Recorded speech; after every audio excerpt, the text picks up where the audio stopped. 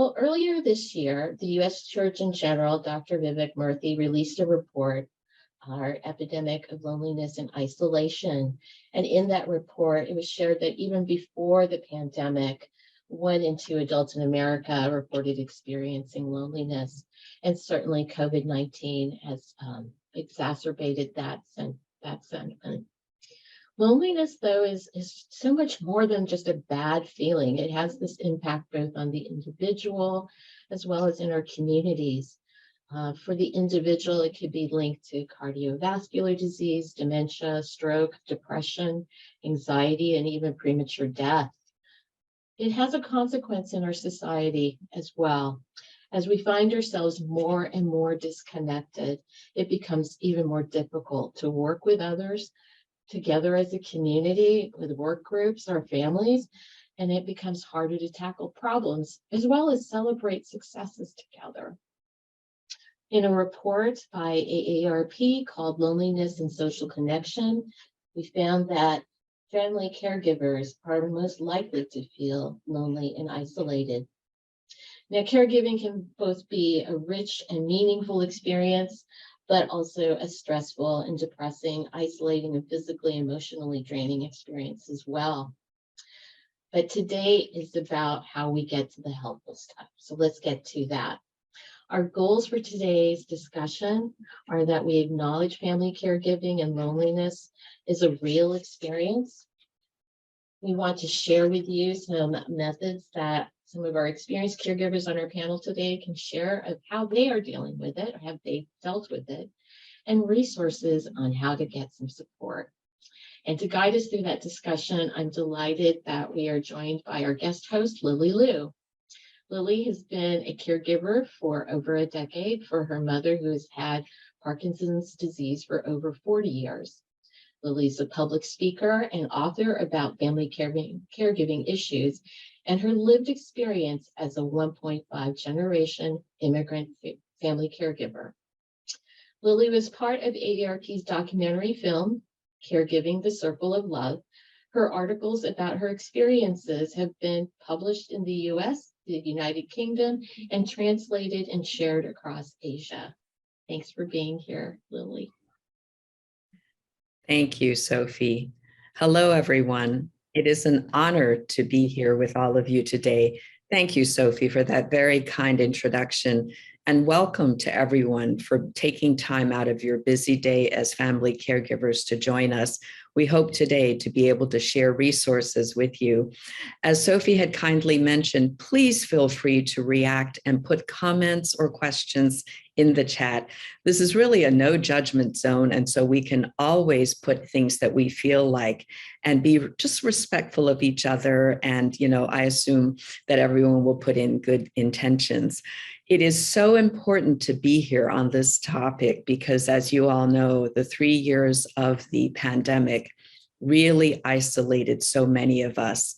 I made the decision not to bring in anyone for fear of the risk of infection. So for the past 3 years, I literally did everything on my own, taking care of my mom. So you can imagine how lonely we felt, and also some of the things that we came up with in order to fight that loneliness and that isolation.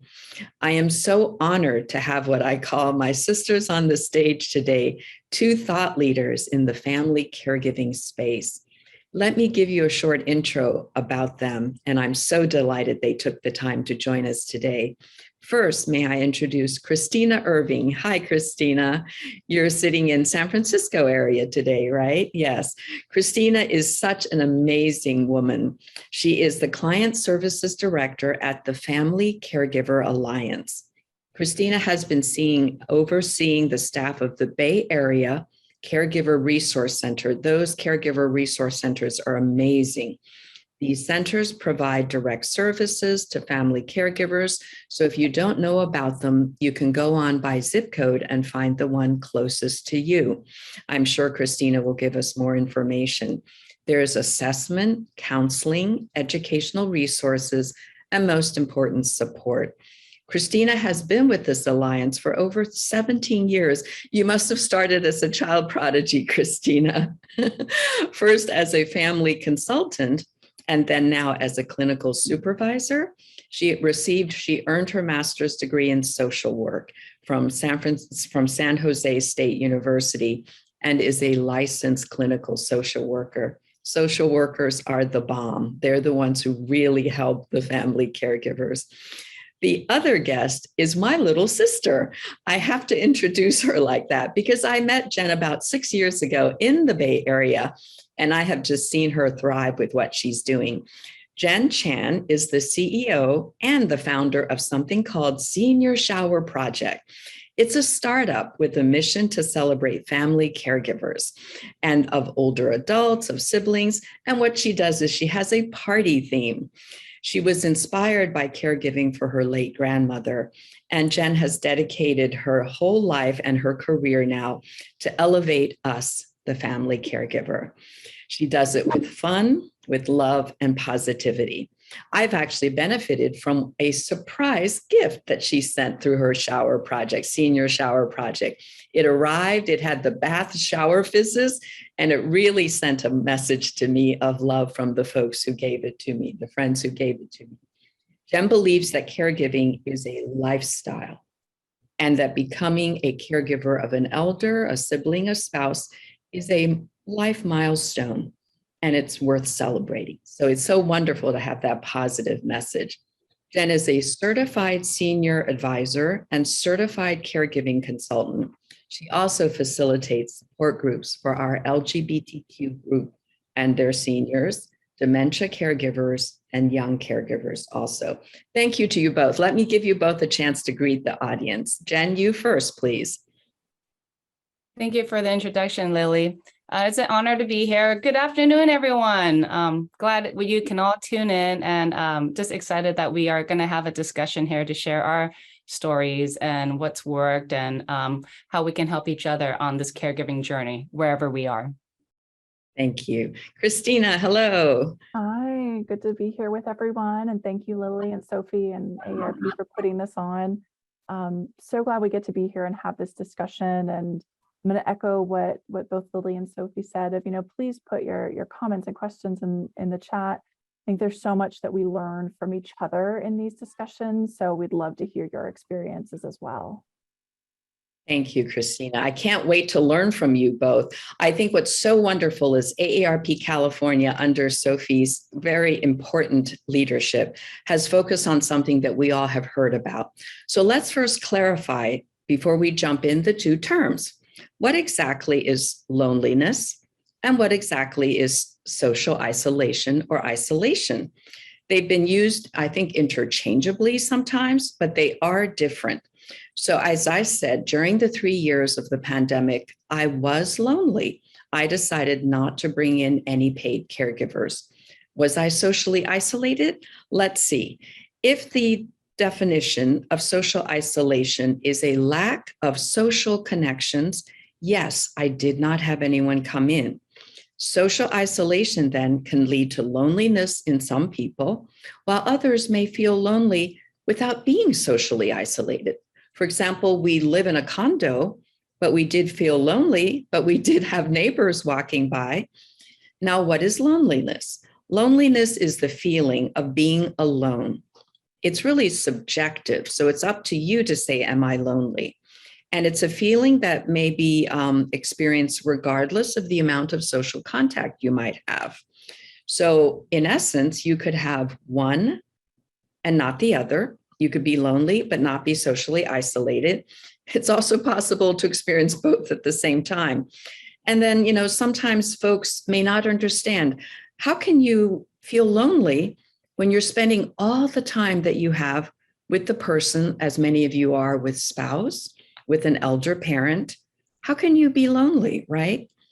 And then that can actually make us as a family caregiver feel even more isolated and, I think, misunderstood. So let's jump in with our two experts. And then could you, Jen, first, you share a little about your own caregiving experience, your wonderful late grandmother, and how do you and did you identify with these two terms of loneliness and social isolation, please?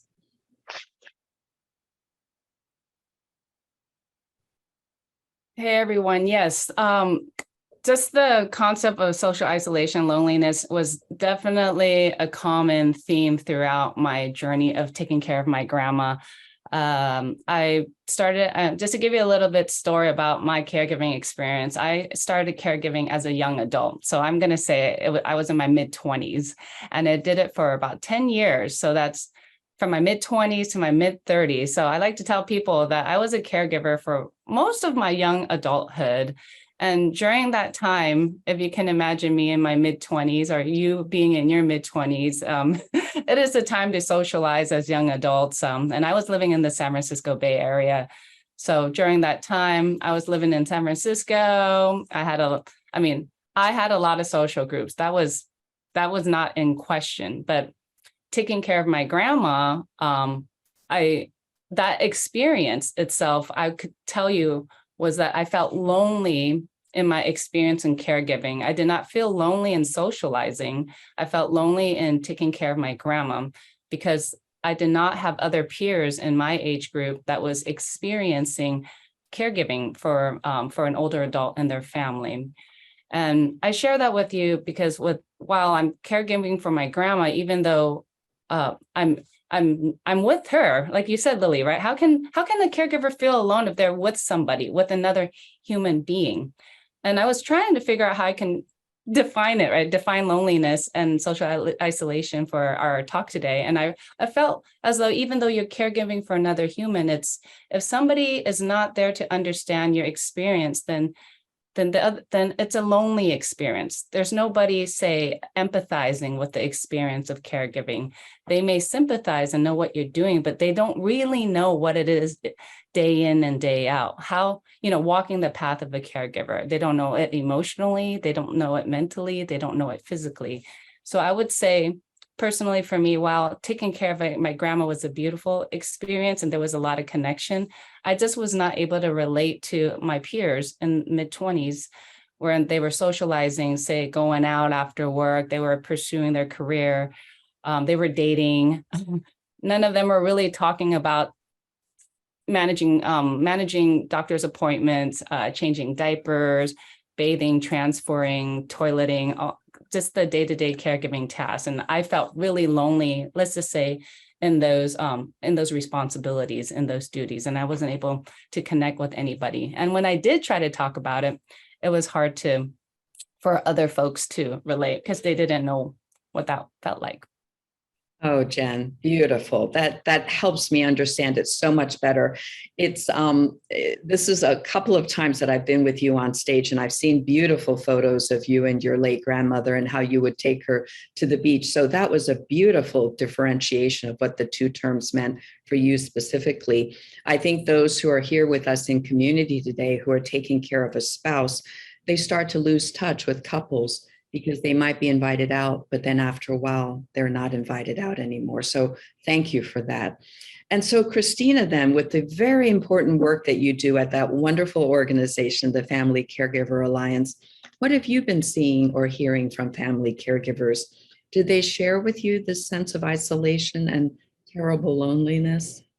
Absolutely. And I want to echo what both of you just shared of that idea of being lonely, even when you are with somebody, sometimes 24/7, but yet you don't maybe get the same support from that person that you used to, whether it's a spouse, a partner, or a parent. You may not be able to go to them for advice or talk about your day or what's happening in the world and have those conversations. So you can feel lonely with that other individual because you don't have that same communication and connection that you used to. And then I think the social isolation, so much of that comes from the intense time that caregivers spend caregiving. You can't get out as much in the same way. So many caregivers, I think, lose a lot of their social connections. As you said, people turning down invitations because you can't get out as easily. You can't spend time with friends or family because you have these other responsibilities. And at the same time, we unfortunately see sometimes those friends and families pull away because they don't, as Jen said, understand the experience that you're going through. I think some don't want to, it can be sad or upsetting to see this other person that they knew decline and to see you in that caregiving role. So we see sometimes people pull away.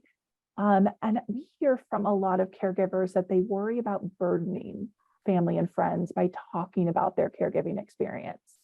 I don't want to always be sharing what's going on or everything that's stressful.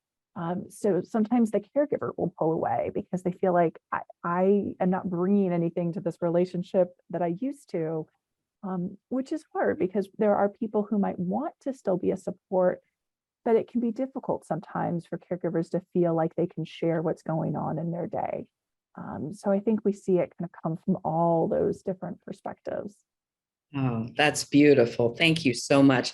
What I love about Sophie's type of community that she builds through these AARP California events is we create a safe space. So everyone in the audience, please feel free to use the chat and just drop in 3 words, things that come to mind, 3 words that come to mind with how you're feeling with respect to your own caregiving journey. And what does your possible isolation, social isolation, and loneliness feel like? Please feel free to drop in some words because this is a safe space and we have a chance to share with each other and really be in community. Sophie, are we hearing some very important words from our friends in the community? Yes, they're starting to come in. Overwhelmed, sad, exhausted, invisible, forgotten, misunderstood, responsibility, taxing, tired, a loss, underappreciated, neglected, exhausted, frustration, confused, directionless, frustrated, sad, anxious, alone. Yeah, there's a lot here. There's a lot here.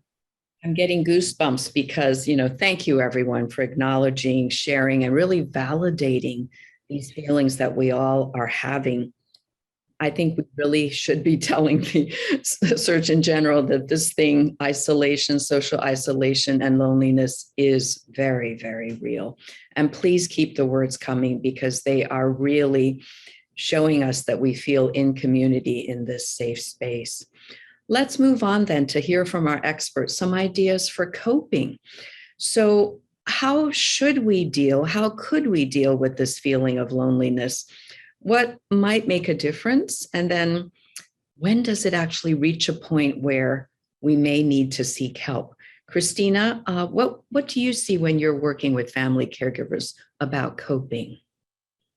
I think coping is such a unique experience for each person, but events like this, connecting with other caregivers, sharing that same space, acknowledging that as much as it can feel very isolating and alone, and as people said, invisible, there are others going through the same journey as you are. So support groups, I think, can be really helpful for caregivers.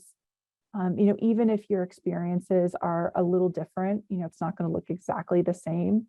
Being able to connect with people who are on the same journey, I think can be so helpful. There's a shared language, there's a shared understanding, being able to talk about, kind of the good, the bad, and the ugly of what your day looks like, I think is really meaningful. And we know it doesn't work for everybody, but over these last few years, the growth of virtual caregiver support groups, I think, has made it easier for people who can't get out of the house as much and don't have as much flexibility with their time.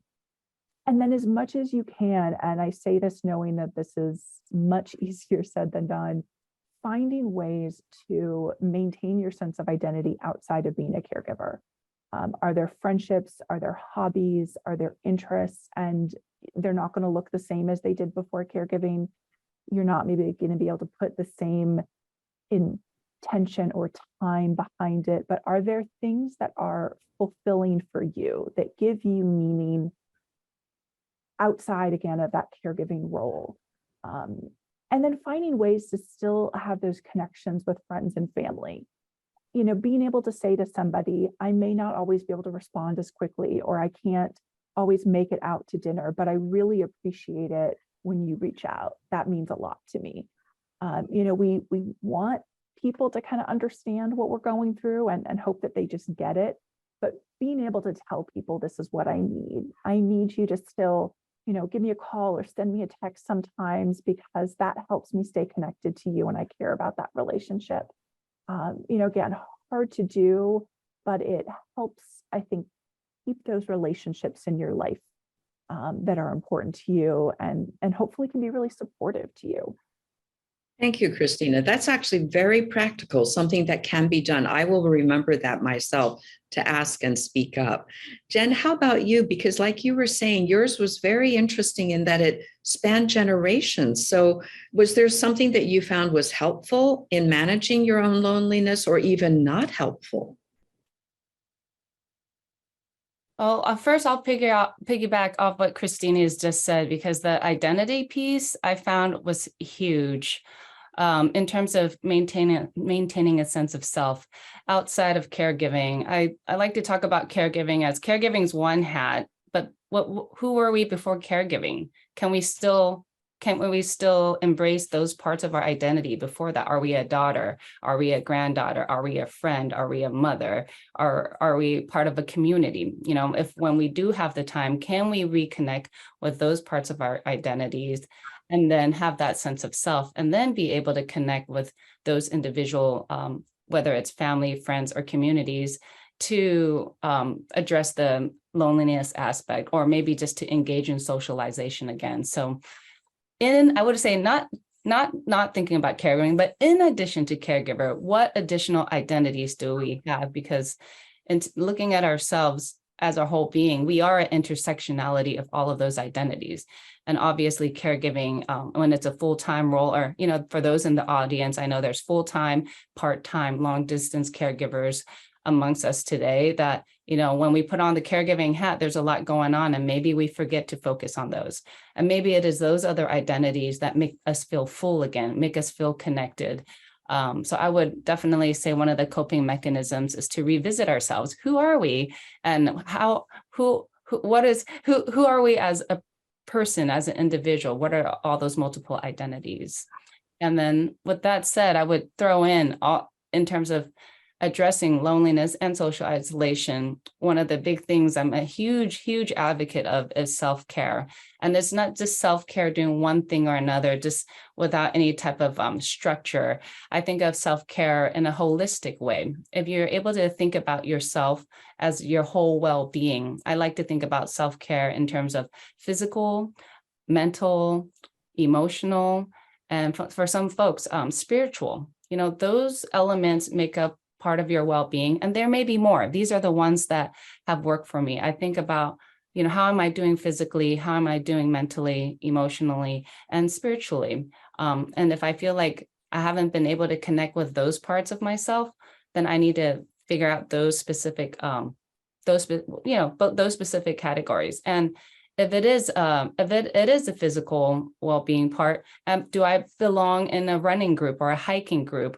Maybe I can connect with those folks where I can improve my well-being on my physicality, and also connect with other folks. So there's opportunity to double dip in connecting with folks, and also really rejuvenating yourself, if that works. Your well-being can really be also a combination of any of those things. Looking at the comments here about feeling exhausted, feeling what's another one here? We have feeling exhausted, sad, stressful, overwhelmed, frustrated. These are all feelings, and if we're able to connect these feelings with what part of our well-being that's really affected, then we can really start creating, say, like a self-care task, or maybe a strategy to focus on those things. Beautiful. Once again, very practical tips and suggestions. On that note, as you have done with me on other events, Jen, it reminds me that one simple thing we can all do is hydrate. So let's all just take a moment, if you have a drink near you, and just take a sip and just chill for a second. Thank you for that reminder about self-care. It may be as simple as stopping and taking some water. Thank you. Christina, just real quick, might there be some difference for both of you, because Jen really teed up a very interesting point about identity. Might the sense of loneliness, isolation be different if caring for a spouse, a sibling, an elder, someone younger? Any tips from what you've met in your work at the Family Caregiver Alliance? I think it definitely can. It's so much about what your relationship was with that person. I think, Lily, you mentioned earlier, if you're caring for a spouse or a partner and you may not get the same invitations to go out together as a couple in the way that you used to. I think in those instances, you may also think I normally go home and I get to talk about my day and how I'm doing. And this is my partner, the person I share responsibilities with and decision making with, and I may not be able to do that in the same way. If it's a parent, is that the person that you got support from? That they talk to you about your bad day, and now it can be a bit of that role reversal. But I think a lot of it comes down to what your relationship was like with that other person. Was it a really positive, close relationship? Was it a bit more strained and more difficult? Because we know caregivers still step into that role, even if they didn't have the best relationship with the person, they often are still caregiving. And I think it all gets mixed together with that grief and loss of seeing the person that you are caring for, seeing their health decline, seeing changes in their abilities, and also the grief and loss about your life. Is this what you had planned to do? Definitely not maybe in your mid-20s or 30s, but I think at any point, is this what you expected your life to look like and some of your plans? So I think the differences around the relationship, the difference around what you're grieving and what those losses look like for you, it all plays into that isolation, because if we don't feel like other people understand our losses, that can make us feel more isolated and more alone. That is such a wise comment. Thank you, Christina. Especially the concept with Alzheimer's and dementia, anticipatory grief, losing literally day by day. Thank you for teeing that up. Do each of you think that perhaps when it's dementia, for me, it has been, Parkinson's. So 40 years worth and just seeing a sheer physical decline, literally what I call the plateaus. There's the serious decline. But when it's someone who's physically able to walk around, but has the dementia, the Alzheimer's, do you think, Jen, that the sense of loneliness of the caregiver, the family caregiver, might be different? I do want to clarify, my grandma had diabetes. She did not have dementia or Parkinson's. So I just want to share my experience in that aspect. I do definitely resonate with the fact of the decline in her physicality, and taking care of her. And in terms of caregiving, is it the feeling of loneliness and the connection with our person as they decline? I like to, I think about it as their capacity, right? Their emotional capacity. Are they available anymore? Is their mental capacity there anymore? Is their physical capacity there anymore? If you're able to identify those different capacities, then you can really start figuring out, okay, this, as you say, Lily, this is the next phase, this is the next plateau, or this is the next stage.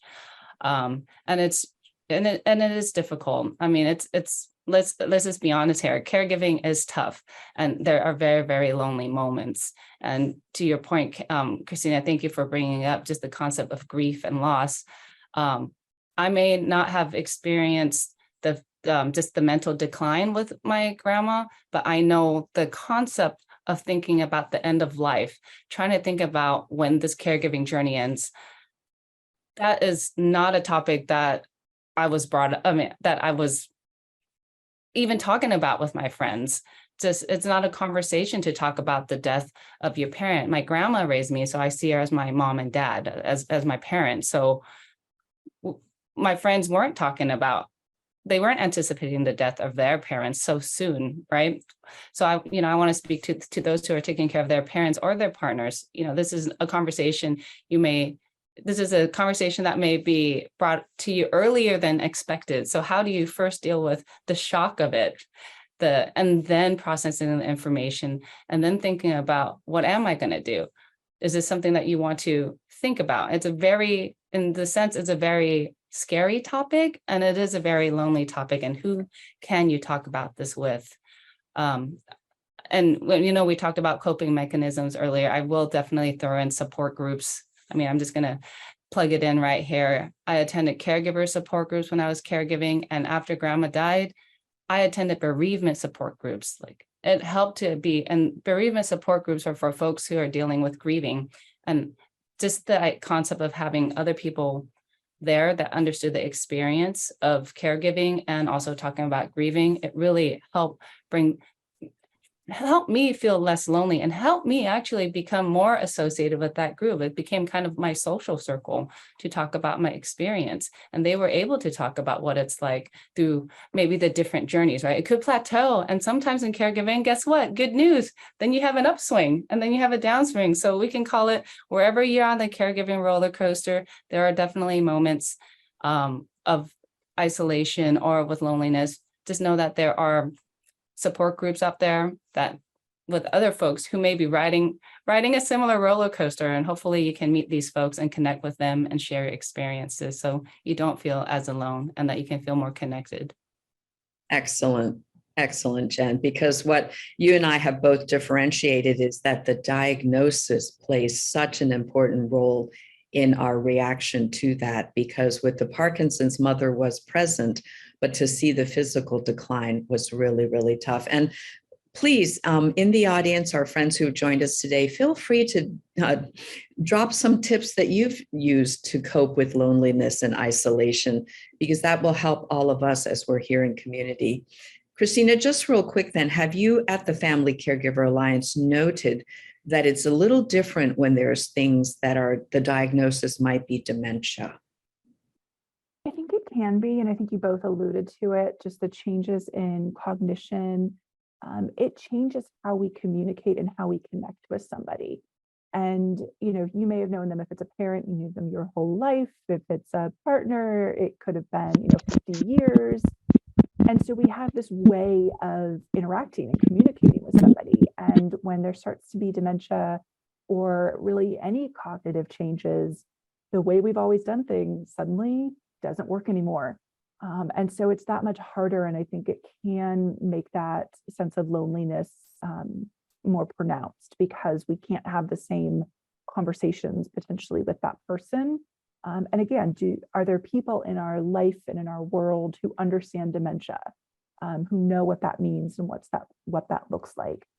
And I think, and this can be true with a number of different conditions, but it definitely is true with dementia, that feeling of, I don't know if I can leave them home alone. I don't know how long they can be alone. So it can make it that much harder to kind of get out and be able to see other people and do other things. I totally resonate with that, because I have planned my life in like half-hour increments. Before mom's next medication, I can do X. If I run to the grocery store, I've got to be back within half an hour to give her the next medication. Mm-hmm. So thank you for that reminder. Just real quick then, because I know at some point, perhaps it may be time to seek a little bit more professional help for loneliness or isolation. Any quick tips about that, please? Let's start with Christina. I think in terms of that question of when do you reach out? I mean, now, as soon as you can. It's never too early. A lot of times we'll be checking in with clients and say, oh, I'm doing okay, I'm getting by. And it's like, well, we don't want you to wait until you're completely overwhelmed and burned out before you start looking for supports and services. So it is never too early to start figuring out what's available, what are my options, to connect with a support group, to join a class or a workshop or an event like this. But it is never too early to start reaching out for those resources, because when you really need them, it can feel so overwhelming to try and navigate through our long-term care system, the resources that are out there. So the earlier you can, I think, the better. Excellent. Jen, how about you? Any quick tips on that, please? On this note, I would say some actionable things would be going back to your well-being. When is the time to seek help, right? Think about think about your physical, mental, emotional, and spiritual well-being. Do you feel like, checking in with yourself, are those at risk? Do you feel like you don't feel well anymore physically? Are you too exhausted? Are you not eating well enough, mentally? Have you checked in on your mental health? Spiritually, whatever well-being spectrum that is for you. Think about when your personal well-being is at risk, and then also think about when your care recipient well-being is at risk. When both of those are questionable, I think that's a time to seek help and to have the conversations. And I will echo Christina, get the information today, because when you don't want to navigate that, trying to find all the resources when it's just emotionally, I'm just going to say emotionally chaotic and stressful at that time. Let's just be, if you're able to, you have capacity today, I would really lean on being more proactive than reactive and trying to find the resources. Excellent. It's been noted in the chat that seeking professional help, it's really complicated. I definitely agree. Because what does professional help mean? Could it be a medical situation for yourself? I did let a sore throat go too long. And as a result, I was down for a longer period than I should have.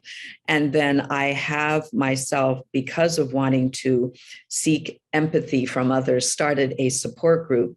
And I will be honest, I can't even remember what the joke was, but we spent 10 minutes, literally the 6 of us on that virtual support group, just rolling on the floor, literally.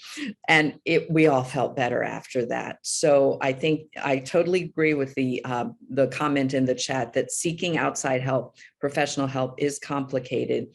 But what you have both said is sooner than later, make an action step of seeking something. So thank you for that reminder. Because we've all three said the word resources, let's just jump right in, because Christina is part of an organization that has resources which are so important. Tell us a little bit more about the Family Caregiver Alliance, where it is and how we can avail ourselves of what's available. Christine, please. Thanks, Lily. So Family Caregiver Alliance is a nonprofit. We've been around for over 40 years. And, our mission really is to support family caregivers. We are also the Bay Area Caregiver Resource Center. So we provide direct services in the San Francisco Bay Area. We are one of 11 caregiver resource centers in the state. So anywhere in California that someone lives, there is an agency similar to ours that is providing supportive services to family caregivers. But I know we have people from outside California as well. And there is something called the National Family Caregiver Support Program. And so there are caregiver resources in every state through the area agencies on aging. Don't expect that you're going to know exactly what that is or how to find it. You can go through FCA's website, through caregiver.org, and we do have a state-by-state navigator that can direct you to those local resources throughout the country. And then we have a wealth of fact sheets, videos, webinars every month, and those are open to people anywhere. So those resources anyone is able to use. But if you are in California and utilizing any of the caregiver resource centers, we're providing assessment and care planning, and you have a point person that you can call and say, this is what's happening now. I don't quite know what to do. Where do I go? And then we may have programs like support groups.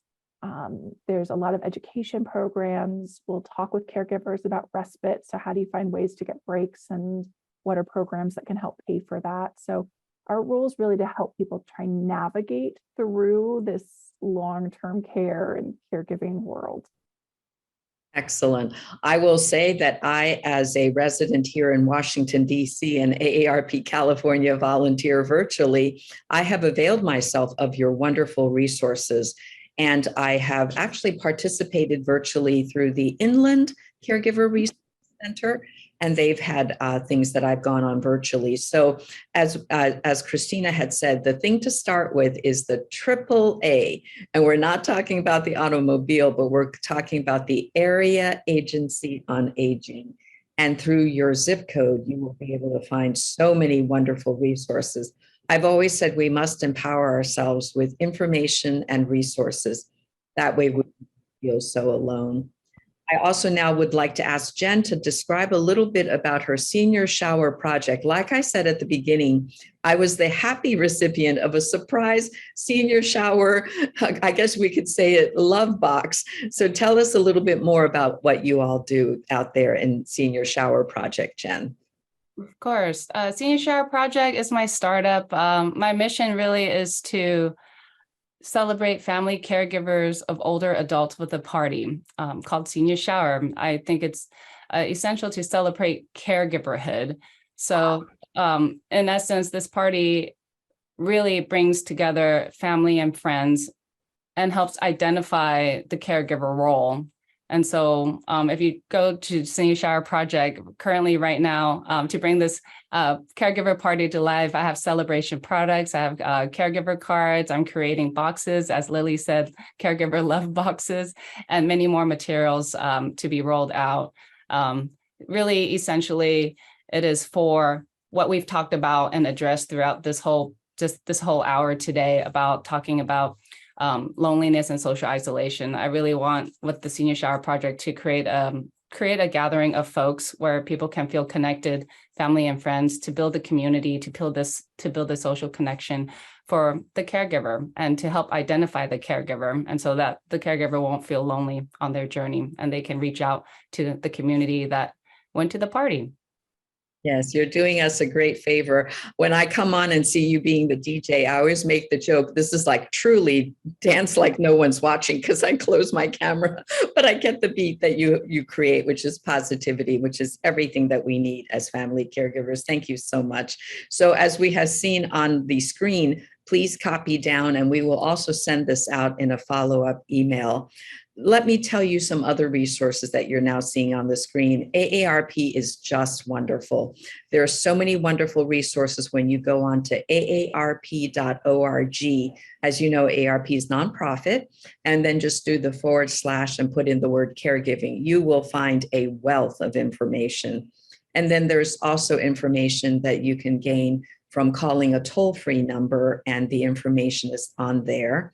And then we've been so lucky because a colleague at AARP has started a caregiver discussion group on social media. And the amount of community and the vibe that we get on that Facebook, the posts are just wonderful because it is also, like today, a safe space to share, to vent, and to get ideas from others. And then the AARP Foundation has a wonderful program called the Connect to, the number 2, Affect, AFFECT.org. Once again, these are all resources that we have. Let's maybe conclude with just a few informational things that you two would like. Last words of wisdom. We'll start with Christina. To those of us who are now on this family caregiving journey and feeling perhaps isolated, perhaps lonely, perhaps both. Thanks, Lily, and thank you so much for everyone who's been sharing in the chat. I think those common experiences are so helpful to hear. I will mention what's on your screen right now of the 13th Annual Caregivers Count Conference. Jen and I are actually both on the planning committee. AARP California is one of our amazing sponsors this year. It's virtual, it's open to anybody, it's free. We've got some wonderful speakers talking about kind of finding joy and making meaning in caregiving, anticipatory kind of grief and loss and that experience, as well as caring for someone who maybe didn't care for you. And so we've got some great topics. I think our last one is also around kind of getting the most out of your medical visits and kind of working with your doctors and how to make sure that you're getting that support you need from healthcare. So really encourage everybody. You joined this event today, which is wonderful. So kind of continue finding those outlets, those networks, and those connections for yourself to give you that support so you don't feel as alone and lonely, and also to share ideas, share resources, share tips about what has worked best for you. Jen, how about you? Any last pearls of wisdom for us, please? I would say I'm a huge fan of music and dance. I want to throw out music for those of you, if you are feeling lonely or feeling socially isolated, try music. The reason why I bring up music, because music can bring all sorts of feelings, and know that that is a huge connector with the person who wrote the song, the songwriter. If you're feeling lonely, somebody wrote that song. And if that song really resonates with you, if you really are feeling all the emotions with it, you are connecting to the songwriter. Or if you're able to enjoy music with other folks who may like the same song, you can connect with other individuals. And some music could be uplifting, some could be very, very chill. Whatever it is, it's a very engaging experience in terms of music. And if you have the energy for it, then dance. And if it's part of your self-care, like Lily says, I'm going to turn the camera off, I'm just going to dance in the background, you go do that. There's something, the experience of music and dance can have a wonderful effect. So if you haven't listened to your favorite song lately, and if you haven't done a little dance, I highly encourage you to do a little bit of that today. Thank you. I think, Sophie, we have an idea for future dance parties, don't we? Well, I just want to take a moment first to thank Christina and for Jen. Their wisdoms I will carry away with me in my heart. I also want to thank everyone who's put your sharing today was so wonderful, because that's what we're trying to do, is create a community for all of us who are family caregivers. And Jen, it's like once a family caregiver, always a family caregiver. I'd also like to give a shout out. Behind the scenes, we have an AARP volunteer, Jeannie One, who has been so helpful with all the technology. So before I turn it back to Sophie, I just want to compliment Sophie for always being a thought leader. This was such an important conversation, and it's really making this concept of loneliness and isolation and social isolation real, not just a report from the Surgeon General. Thank you so much. Thank you. Thank you so much, Lily, Jen, Christina. Caregiving and loneliness are not easy topics to discuss, but we so appreciate your candor, your humility, and your personal stories. And to those of you in the audience, thank you so much for sharing what you're experiencing and the support that you're offering to one another with your likes and your hearts. That's super special as well. We'll try to get to as many of these comments, but you're feeling the love here in the chat. Lily and Christina, Jen, thank you so much. Feeling alone is an issue that most caregivers experience to some degree, but you should never feel ashamed or embarrassed to ask for help and seek support. Jeannie has put in the chat another great warm line for support for California caregivers is the friendship line. So check that out as well. Caregiving is important and it can be difficult, but we can get through this together. A special shout out to Jeannie Wen in our tech. And this concludes our program. Thanks so much for being here. Appreciate it. Take good care, everybody.